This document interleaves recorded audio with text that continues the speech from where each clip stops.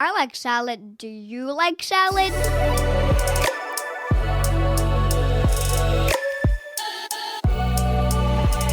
Welcome to Canadian Salad, a fun, factual, and friendly podcast about culture and integration in Canada.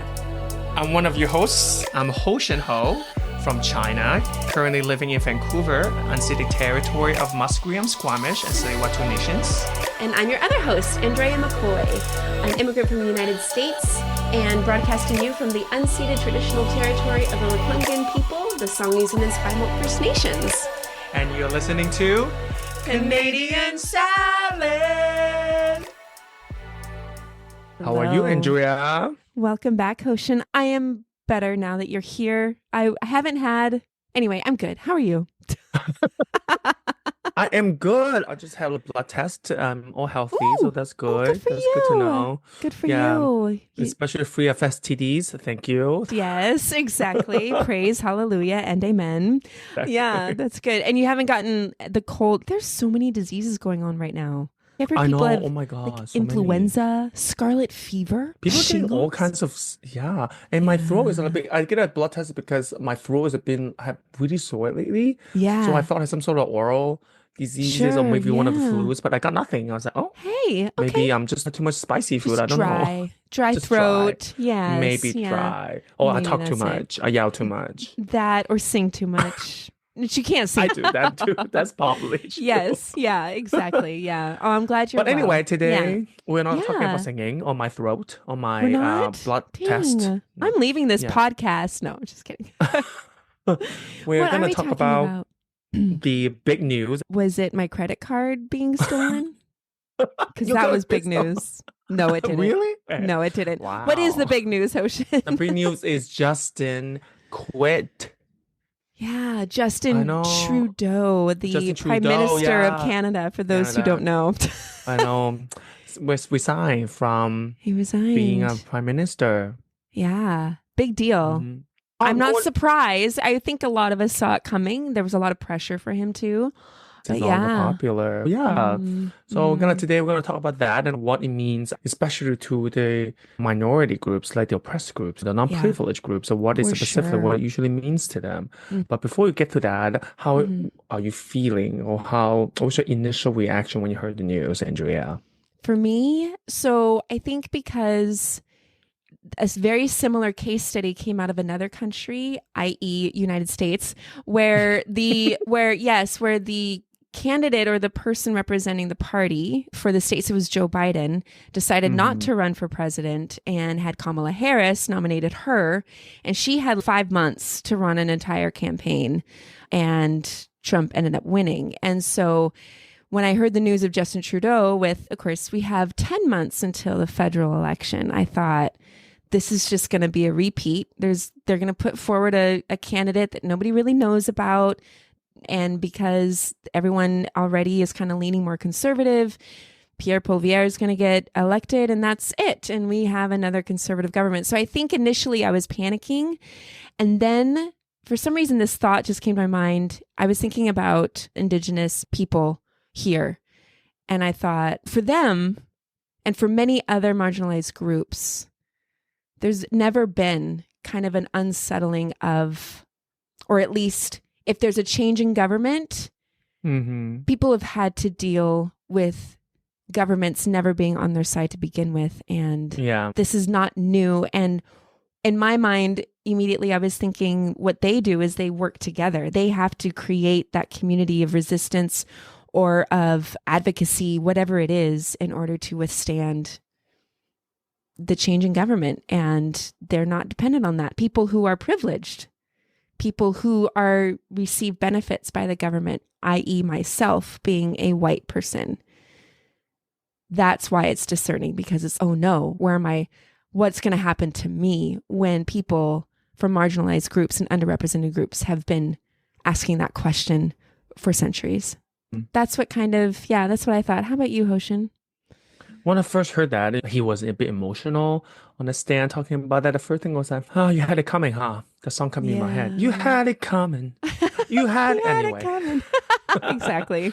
Just because Yeah. I think number first initial thought is that, oh my God, Trudeau, when you first got elected, people had high hopes for you. You Yeah. have half the cabinet filled with women, which there's a lot Yeah. of positive change brought into it. But then the longer you stay in that position, the worse and worse it got to. The Israel thing happening, or decided to kind of forfeit some of the promises that he made for First Nations. during his campaign.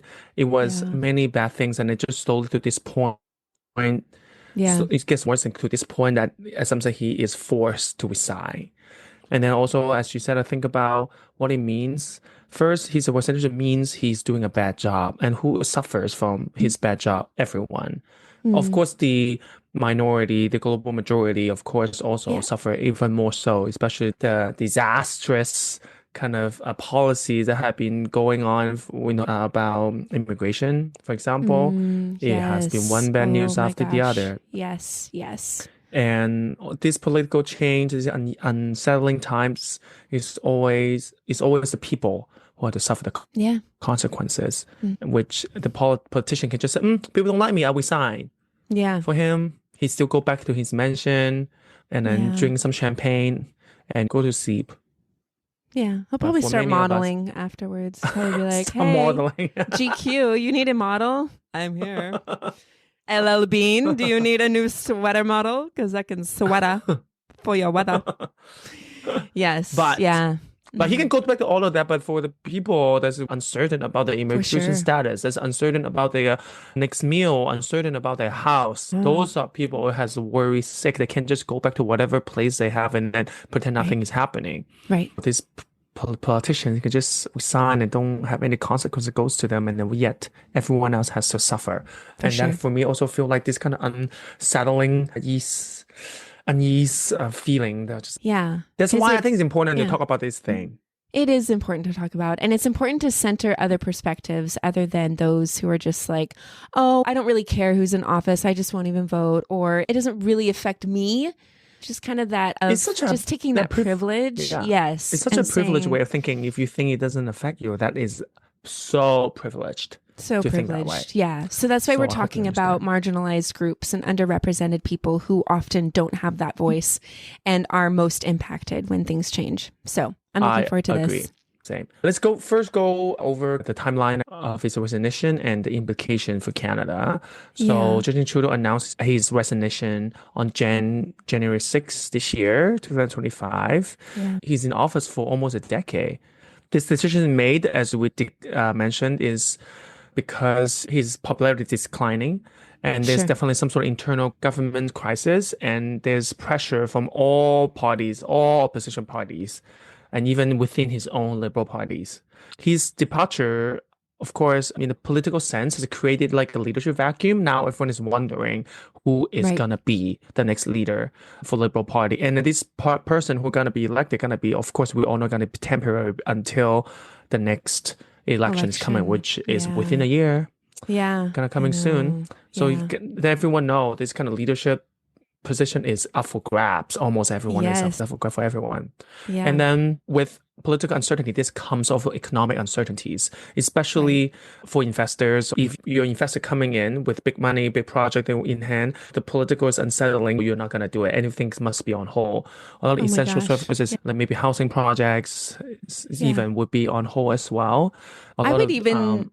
I would say a lot of nonprofits who rely on a government Government fundings. funding really depend on a leadership that it has at least some kind of value system packaged and aligned. I think of whether it's an immigration nonprofit or it could be housing nonprofits, drug reduction nonprofits, homelessness nonprofits. Like all of these humanitarian issues are always at the mercy of those funding models and whoever's in that office. So I've talked to a lot of organizations recently who are just really uncertain about funding for this year and where the government's going to take everything. So Exactly. Yeah. I think a lot of that also means also going to affect a lot of kind of equity groups or charity Yes. groups Yeah. that usually is at the mercy of the government Yeah. of whether they lean more liberal or they lean more conservative. So that is Totally. also going to affect a lot of people's whether they have the money to support others.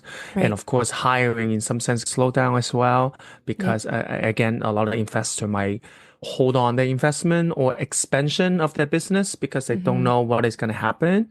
So that means during the foreseeable future, Right. we will see less job available. The other thing going to change definitely the international relations, especially with Trump, President-elect Trump. He has been threatened to take Canada as the 51st state by force, which was crazy. And then now, especially Canada is leaderless. You can definitely that kind of relationship with the states is still very in question. And a lot of us are thinking that the next government gonna be conservative, and they're definitely gonna. Trump will love that. Trump will love that, especially if you have someone who doesn't really believe in much other than being popular, and money, right? And I mean, Trudeau did establish a committee to work specifically with Trump's regime, but what's going to happen to that committee? Who even knows? There's so many implications. NAFTA, even like our relationships with other countries overseas. Whoever comes in, I don't know their stance on Israel. I don't know if it's going to be any better than Justin's was worse, or Justin's was terrible. Justin was terrible.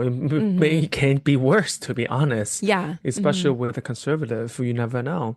So that's all another thing. And then another thing is the rise of the opposition now that, as we mentioned, leadership vacuum. And then we also talk about the concern that many of us had that the Conservative Party is going to take it, because the reality in Canada is usually is either the Liberal or the Conservative. Now, after almost nearly a decade of Liberal Party ruling, I feel like a lot of voters are going to go to Conservative. We want something different and better, whatever. Yeah, right? especially the resignation of Justin Trudeau is sometimes a signal to every voter is, the Liberal Party does not have it. Not stable. They don't have what it takes. They don't have it together. Yeah, exactly. And I have heard some people liken the Conservative nominee, or Pierre Poilievre, be referred to as Baby Trump. He's a baby Trump. He is a baby Trump. Yeah. I really hope he doesn't. Oh my gosh. I mean, he's gaining momentum in national polls, and other polls he's like gaining popularity vote. And he is like trying to be this kind of easygoing, down to earth guy, going to podcasts, going to visit farms and vineyards to kind of create this kind of, I'm just like a next door bro kind of vibe. Yeah. No, and people are going to forget everything that he has, the kind of person that he is, how he's been kicked out of Parliament floor before. And anyway, we won't get into it. He also said in a podcast that Canada imported racism. That racism does not exist in Canada before we imported from the States. I was like, how stupid. Oh, interesting. Interesting. Yeah. Interesting. Yeah. Pierre. Okay. Mm-hmm. Pierre, buddy, can you, anyway. So in summary, Justin Trudeau's resignation definitely marks like a significant turning point in Canadian politics. Yeah, we're gonna have a period of uncertainty and transition coming, obviously, and the forthcoming months will be very crucial as the Liberal Party selects a new leader, and the country prepares for federal elections amid this kind of economic and geopolitical challenges. So fingers crossed, really. And please, everyone, go and be informed. Oh, please do research, be informed. Real research. Don't just rely on, I don't know, like North Star or the National Post. Like, there are so many other credible, I would say even go to marginalized centered news sources. There's like Indigenews, like there's a lot of people within Canada, marginalized voices, who have their own journalism. And I would say if you want to understand like what's on the ground and what's really at stake, you go to those voices, because they're not going to sugarcoat anything. Yeah, I really like The Guardian because they are not funded by any big parties. True. Yeah. Yes. So during these kind of political transition times, who usually suffers, as I mentioned before, is the people, especially the global majority, people that had less voices represented in almost any major platforms, especially on the parliament floor. Yeah. And we're going to give you some examples of how usually during this kind of big political transition times, it's always the oppressed being even more oppressed. Right. That, for example, when Canada is confederated in 1867, when Canada becomes a country, it's a big transition time from Canada becomes former colony, British colony becomes its own country, or transition time, obviously, the federal government inherited legal responsibilities from the colonial periods, whatever the British had done, Right. or the French even, Sure, referring to slavery. Quebec. I mean, that was a big thing that was inherited from the British colonies. Exactly. Of course, there's many things happen during that Right, period. right. That happens to the global majorities and the oppressed groups. But here, I want to specifically talk about, for me, the most horrendous thing that was the implementation of the Indian Act in Canada. That's introduced in 1867 when Canada becomes independent. And that act, because the federal government inherited its legal responsibility to take care of the Indian land and the Indians, quote unquote. So they realized, oh, we should just have this act, put them all under one law so we know how to deal with them. And that act imposed restrictions on indigenous self-governance and led to the establishment of residential school. That's when it started. We're starting in a long-term social economical disadvantage to the indigenous people on this land. Yes, because they think they need to have something in place now that they are transitioning to just govern them. What happened to the non-indigenous Canadians? They benefited from access to lands and resources that would belong to the indigenous people with almost very little to none impact to their rights of way of life. And particularly, I mean, non-Indigenous Canadians, so specifically people who came here and were mainly Eurocentric. Yes, mostly, yes. Because even Chinese immigrants who were non-Indigenous even couldn't do anything. They couldn't have land, farm. They couldn't have land, for example, like Yeah, exactly. Yeah. I highly recommend reading 21 Things You May Not Know About the Indian Act, which is an excellent book. And when you read pieces of the Indian Act, it's like the English language. The colonizers and the people in power who made that Indian Act, it literally reads as though they're just inventing it on the fly, right? There's no rhyme or reason to it. There's no system or logic or anything like that. Like, it really is just like, well, and then you can't use this pickaxe that we built. You have to make your own pickaxe. You know what I mean? Like, it's very much language like that, but highly recommend that book. The second example I want to give is the post-apartheid economic disparities in South Africa. Yeah. During the transition times from apartheid to democratic governments in 1994 in South Africa, here's what happened to the marginalized groups there. Despite the political liberation and economic disparity persisted, in 2000, again, the transition from apartheid to democratic governance happened in 1994. But in 2017, the unemployment rate among Black South Africans were approximately 30% compared to 6.6% for white South Africans. Yeah. Yeah. That's a long time between even though the two. This transition, you assume it's like, oh, finally from apartheid to democratic government is Black government. So that possibly means Black people, finally, the Black Africans there is possibly kind of get a better treatment, getting more equality and equity to their daily life, but it's still not true. Even after so many years, to 2017, Black Africans are still way more employed than their white counterparts. And Black households earned on average less than 20% of what white households earned. Wow.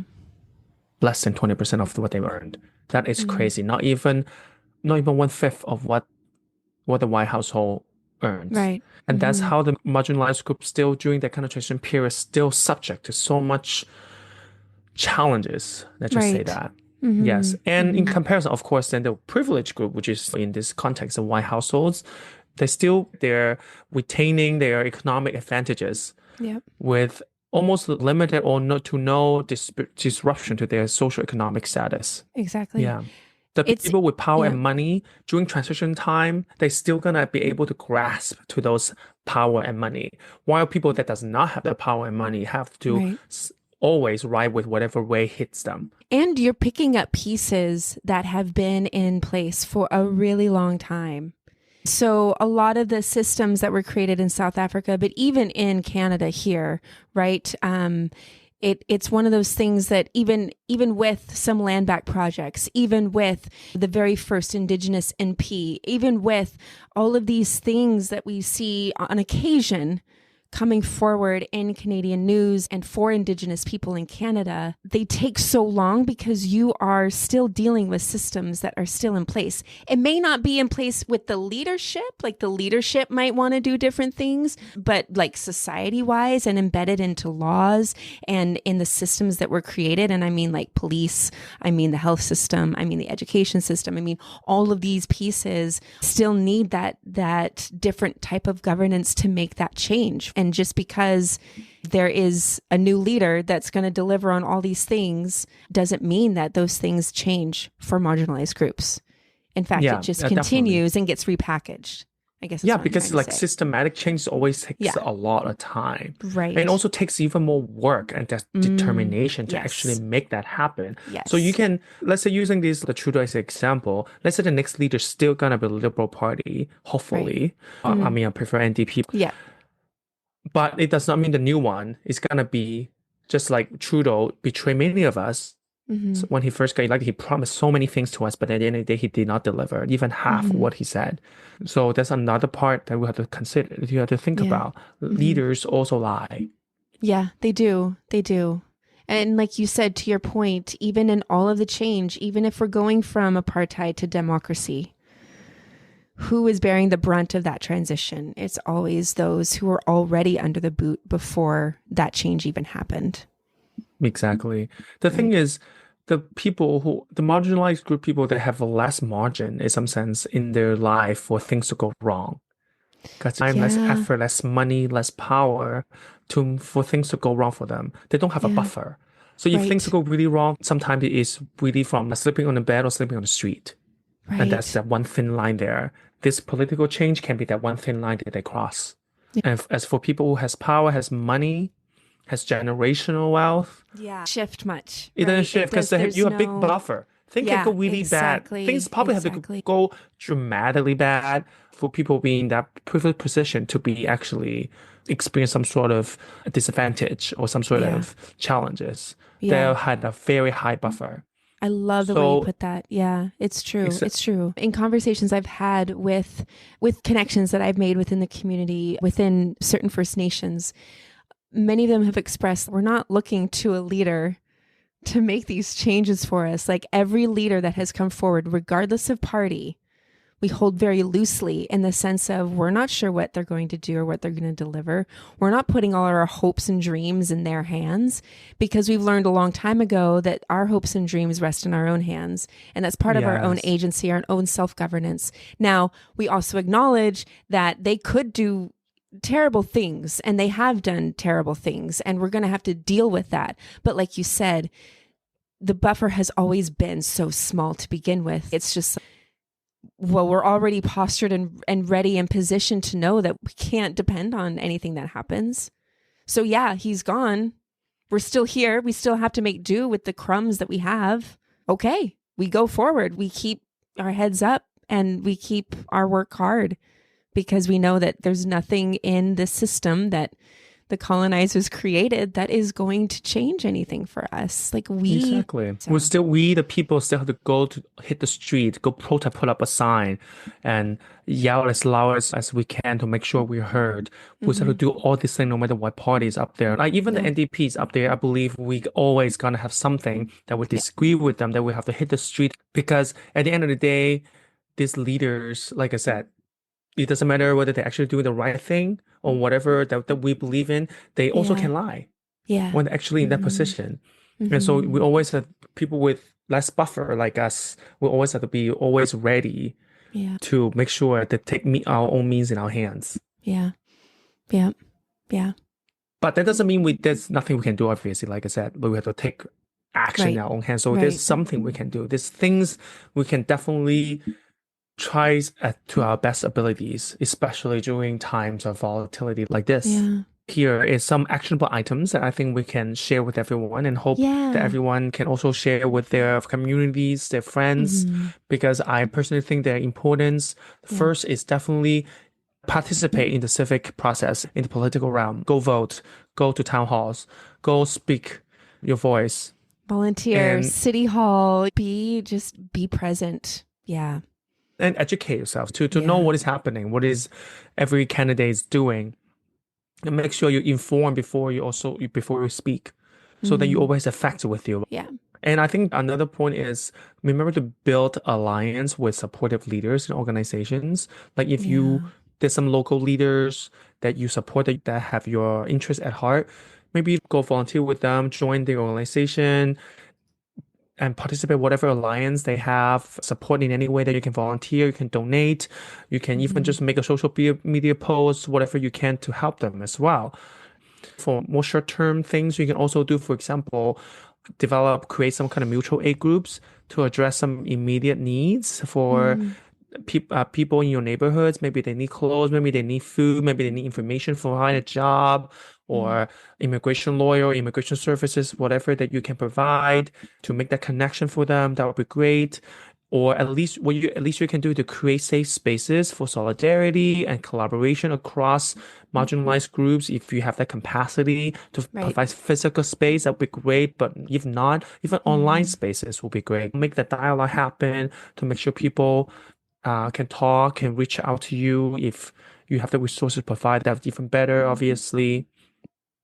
And I think it also is important to call for transparency and inclusivity during leadership transitions. Like, especially if you're already participating in whatever party that you participate in, maybe you're helping the MDP, maybe you're helping the Liberal Party, or even you're helping the Conservative Party. Maybe ask them to be transparent of like how they elect their leaders. What are the criterias? Make sure that there's no lobbyists involved. Make sure, and if there is, make sure that is known to the public. Then when we can all condemn them, go do that. And always advocate for people that are less voiced, that less represented in any level of government. Because there's many platforms you can use. You can use your own voice. Sure. To talk to everyone around you. You can use Canadian your social media. salad. Yeah. Yeah, or talk to us. Yeah. Support us on your social media. That's at least something you can do. And like I said, go vote. And I think especially talking about social media is important also for you to counteracting these kind of divisive narratives. Because there's a lot of that online. There is. It is a rage machine, I think. And we've lost the art of knowing how to talk to one another when we disagree, when we think differently, I just feel, and online is so easy because in some ways we think that's a faceless person. It's just a handle. I don't know them. Who cares? I'll never see them in person. And yet it is a person behind that screen. It is a person behind that video, behind that comment.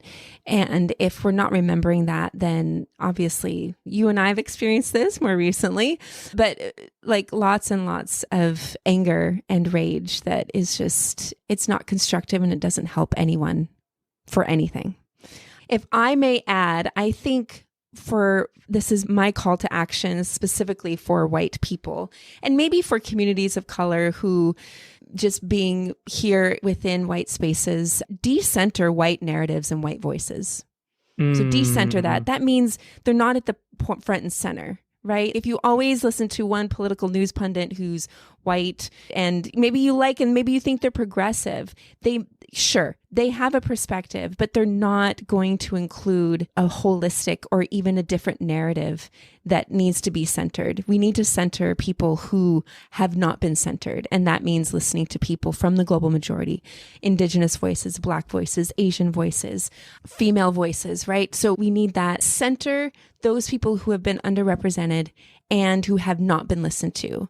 I've heard this so many times where people are like, oh, I'm a voice for the voiceless, those voiceless people. And no one has never not had a voice. It's just no one's listened to the voices that we need to listen to. Like your voice and other people's voices have been saying these things for years and years. And just because a white person says them doesn't mean you now need to listen, right? We just need to put those perspectives front and center, whether that's authors, political news pundits, journalists, social media accounts, books, history, music, whatever it is, we need to start centering those voices, because if we want to know how to handle uncertainty and conservative government these next however long potentially Pierre is in power, I'm not looking to white spaces.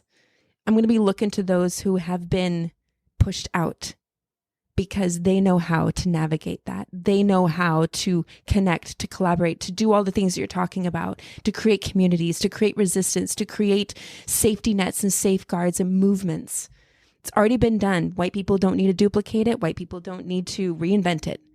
We need to just follow in line and follow behind those whom we need to put at the center. That's my 2 cents there. Well said. Thank you. I mean, it's really well said because there's many voices out there. You just need to listen. Decentralize yourself is very important. I sometimes also remind myself I'm a male, even though I'm maybe Asian and queer, but also a man. I also benefit from the patriarchy. So sometimes when it comes to equality and equity, I also have to remind, I am a male. So at least at that part, I am privileged. And also I'm able-bodied. At that part, I'm also privilege. So in certain conversation, I have to make sure this is not about me. Because there's many other people that have way less privilege, that had way less representation in public that needs to be heard here, not me. Yeah. So, I do the same with, but I'm a woman. There are inequalities there, yes, but I'm also white and I have a lot of power. And I have a lot of influence and I have a lot of privilege. So yeah, like you said, we can't forget those spaces where we do maybe have more privilege. It's good to keep that in check for sure. I agree. It's important to keep anyone's. And if you're like a white, wealthy male, every part of you is privileged. You should just put your ear up and keep your mouth shut. Yeah. And yeah. Like keep your wallet open. Keep your wallet open. Yes. Yeah. Towards the right things, yes. Not towards your broadcast subscription or something. I don't know. But no, I appreciate this, Hoshin, because I think it's really important when we set the stage or even when we're navigating a lot of uncertainty, I think, for Canada and even for us as immigrants who've been here 8-10 years. We were immigrants under Justin Trudeau. And now we're going to experience a government we've never had before. So it's going to be something that we don't know, but that doesn't mean we can't lean into each other and lean into communities who've already tried and have been working under uncertainty for so many years. This is a really good time to really connect, build communities, lean into communities and spaces that you are the minority in. And I'm saying that for white people, to be the minority in, and to see the beauty and the world that awaits, because there's nothing to be afraid of in doing that. Honestly. Absolutely. Yeah. Nothing to be afraid of. So thank you, Hoshin. I really appreciate your perspective and bringing this to our attention. Are you ready for Canadian Slam Pop Quiz? I am very ready for Canadian Pop Quiz. Yeah. Do you want to go first? Okay. Yes. My question to you is, when was the largest land back agreement in Canada made? What year? I'll think the 90s, is it? The 90s? The largest land back agreement? Yeah, is it in the 90s? Nope. I'll give you another guess. Definitely not. Oh, the 90s. Oh, maybe too early. Okay. The 70s. No. Oh, what? It was 2024. What? That even more reason. Last year, okay, none of it actually signed a deal with the federal government transferring, I believe it was over. Let me just look at this source here. I thought it was Nunavut. Is it Nunavut? Am I saying it wrong? I think it's Nunavut. Is it Nunavut? Okay. The largest land transfer in Canada's history, 2 million square kilometers of land and water. For the Nunavut people. And that was last year. We'll include the link into our source notes, but basically the agreement started April 1st, 2024, and all parties will have until April 2027 to officially do all the transfers, and get everything on paper. Very recent. Yes, wow. Yeah. And then there was another more recent thing with the Haida Gwaii Nation. Okay. And it was one of the biggest land agreements. It's called the Gayahilksid Gahalagang Rising Tide Haida Tidal Land Agreements. BC formally recognizes Haida ownership of all the lands of Haida Gwaii.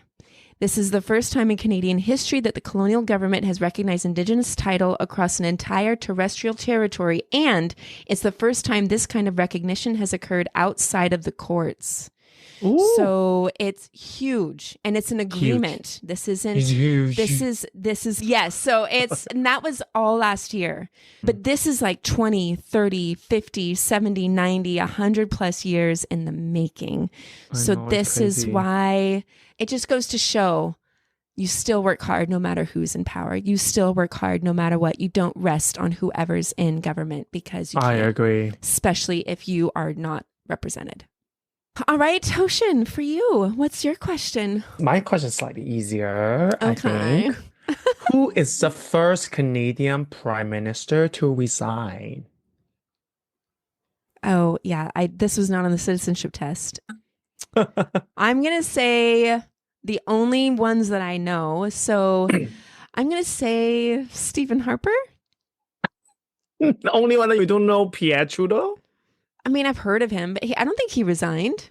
He didn't. No, Yes. exactly. And then it's Sir John A. Macdonald, who was the first one, who was should have resigned on day one, but whatever. True. Anyway, okay. I got it wrong? Yeah, you got it wrong. Sorry. Okay, who was it? His name is Brian Mulroney. Brian. Mulroney. Okay. He announced his resignation as the leader of Progressive Conservative Party in February 1993. Oh, the PCC? Yeah, PCP actually. PCP. Oh, okay. Yeah. Okay. Also, remember we talked about the first female prime minister Yeah. that she was never really elected because Big Brian resigned, and then he was succeeded by Kim Campbell, who became the first and still only female prime minister. She was like Oh, elected within the party, not elected necessarily by the people because I Brian see. resigned. So she was So- elected to take his seat temporarily. which wasn't very But long then- because they had an election that same year, Right right? after, yeah, right after. So remember, Brian in February in 1993 resigned, and then later that year, 1993, the federal election was disastrous for the Progressive Conservative Party, who won only 2 seats, And marking one of the most significant defeats in Canadian politic history. I wonder if this With is them. a foreshadowing of things to I come also with thinking the the Liberal same Party, thing. right? Oh my Can you gosh. imagine they only won 2 seats, win 2 seats? Ah! Yeah. I mean, the Green Party did in BC, and they're the minority government. Ooh. Anyway, yeah, we'll see what Anyway, happens. Take care of yourself out there, everyone. Thank you so much for inviting us into your head, your ears, and your home or your car.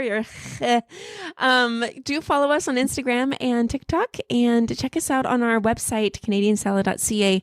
If you need someone to navigate maybe some conversations, Hoshin and I are open and willing to be on a panel or to speak to your organization or to just initiate any kind of cultural conversation that you want to have. So check us out. You can fill out a form on our website and do let us know what you think of the podcast. Thank you so much.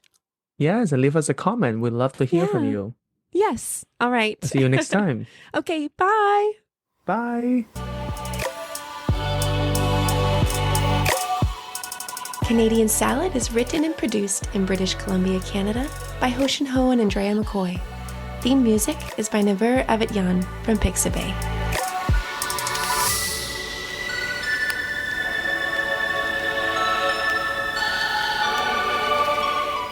This has been a good Drinklin production.